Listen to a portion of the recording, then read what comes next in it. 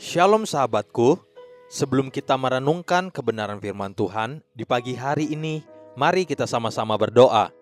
Bapa kami yang ada di surga, kami mengucap syukur buat pagi hari ini. Kami berterima kasih untuk kebaikan Tuhan di dalam kehidupan setiap kami.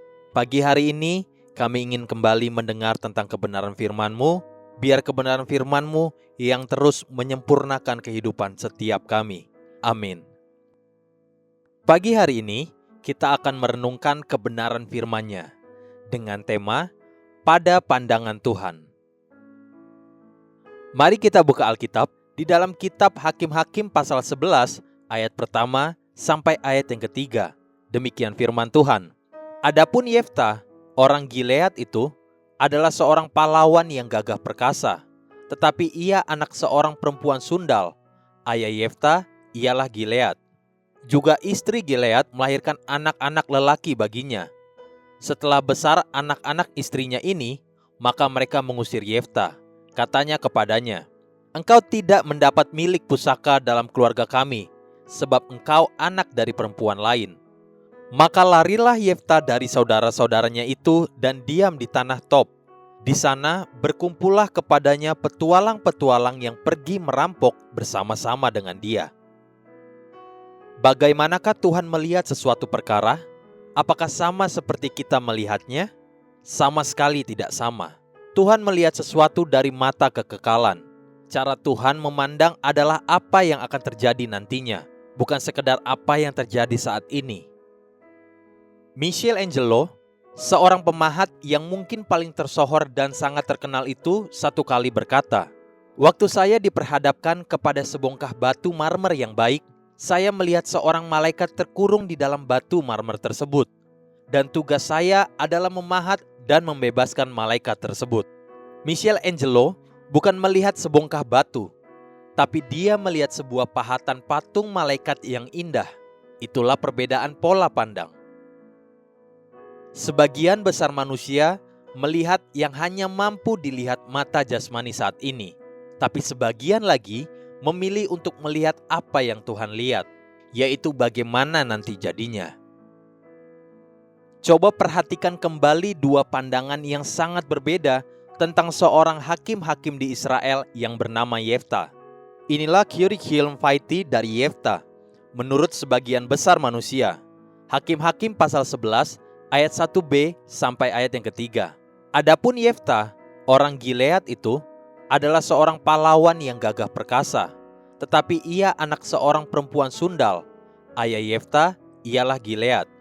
Juga istri Gilead melahirkan anak-anak lelaki baginya. Setelah besar anak-anak istrinya ini, maka mereka mengusir Yeftah. Katanya kepadanya, "Engkau tidak mendapat milik pusaka dalam keluarga kami, sebab engkau anak dari perempuan lain." Maka larilah Yeftah dari saudara-saudaranya itu dan diam di tanah Tob. Di sana berkumpullah kepadanya petualang-petualang yang pergi merampok bersama-sama dengan dia. Catatan siapa Yeftah menurut dunia itu banyak, panjang lebar, lengkap, dan sangat personal. Coba perhatikan siapa Yeftah menurut firman Tuhan. Hakim-Hakim pasal 11 ayat 1a. Adapun Yeftah orang Gilead itu adalah seorang pahlawan yang gagah perkasa. Singkat, padat, dan sangat dalam artinya. Ketika manusia melihat apa yang hanya tampak saat itu tentang hidup Yeftah, yang sesungguhnya sama sekali tidak ada artinya, yaitu dia anak perempuan sundal, berteman dengan para petualang-petualang dan diusir oleh saudara-saudaranya sendiri. Namun Tuhan melihat bukan siapa Yeftah saat itu, namun siapa Yeftah nantinya. Akan menjadi seperti apakah anak muda ini nantinya? Itulah perbedaan cara pandang Tuhan dan manusia kebanyakan. Yeftah pada saat itu belum menjadi seorang pahlawan yang berhasil mengalahkan Bani Amon, tapi Tuhan sudah menyebut dirinya sebagai pahlawan yang gagah perkasa. Tuhan bahkan tidak mempertimbangkan fakta-fakta bahwa Yeftah adalah anak perempuan sundal, bersahabat dengan para petualang-petualang. Tuhan melihat jauh ke dalam hati Yeftah. Dia melihat akan menjadi seperti apa nantinya anak muda ini, bukan sekedar siapa dia sekarang, apa latar belakangnya. Jika kita memperhatikan orang-orang yang Tuhan pakai di sepanjang sejarah, Mereka bukanlah orang-orang hebat atau luar biasa.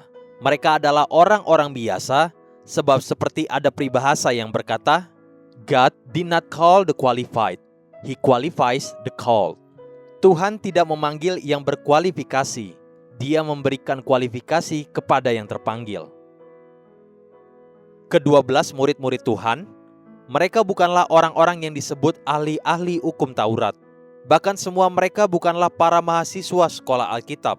Mereka orang biasa. Bahkan orang-orang sangat sederhana, para nelayan, pemungut cukai, tabib, orang-orang biasa di pinggir jalan.